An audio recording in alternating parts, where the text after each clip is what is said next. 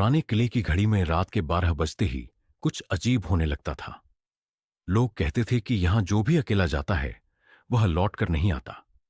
लेकिन 13 साल का आरव इन बातों पर यकीन नहीं करता था। वह एक जिज्ञासु लड़का था जिसे रहस्यों को सुलझाने में मजा आता था।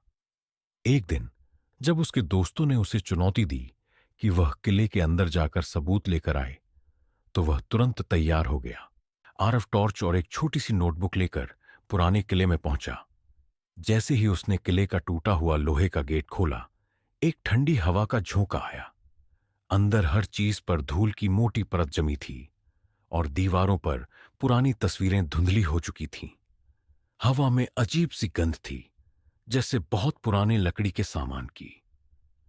टॉर्च की रोशनी में उसने देखा कि फर्श पर किसी के पैरों के निशान थे, लेकिन वे गीले लग रहे थे।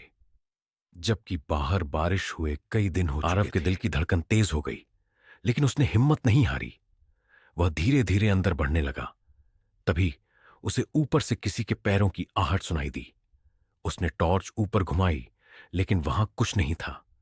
वह सीढ़ियों से ऊपर गया और देखा कि एक पुरानी घड़ी की सुइयां लगातार घूम रही थीं, लेकिन घड़ी का शीशा टूटा हुआ था। तभी उसे एक कमरा दिखा जिसकी खिड़की से हल्की रोशनी आ रही थी। दरवाजा अधखुला था। आरव ने धीरे से उसे धक्का दिया और अंदर झांका। कमरे में एक पुराना लकड़ी का पलंग पड़ा था और उसके ठीक सामने एक शीशा टंगा था, पर शीशे में सिर्फ कमरे की दीवारें दिख रही थीं। आरव खुद उसमें दिखाई ही नहीं दे रहा था। आरव को लगा कि उसकी आंखों को धोखा हो रहा है, लेकिन तभी उसने देखा कि शीशे में कोई परछाई धीरे धीरे उसके पीछे आ रही थी। उसने झटके से पीछे मुड़कर देखा, पर वहां कुछ नहीं था। उसके गले से हल्की चीख निकल गई, लेकिन उसने खुद को संभाला। तभी खिड़की अपने आप जोर से बंद हुई और कमरे में अंधेरा छा गया। टॉर्च की रोशनी में उसने देखा कि दीवारों पर अजीब लकीरें बनी हुई थीं, जैसे किसी ने नाखूनों से खरोंचा हो। तभी उसे दरवाजे के पीछे से फुसफुसाहट सुनाई दी, तुम वापस चले जाओ। यह सुनते ही उसका खून जम गया। आरव दौड़कर कमरे से बाहर निकला और सीढ़ियों की ओर भागा, लेकिन जैसे ही वह नीचे पहुंचा, उसे लगा कि किले का दरवाजा पहले से छोटा हो गया है, जैसे कोई उसे अंदर कैद करना चाहता हो। अचानक किसी अदृश्य शक्ति ने उसकी टॉर्च बंद कर दी और हर तरफ घना अंधेरा छा गया।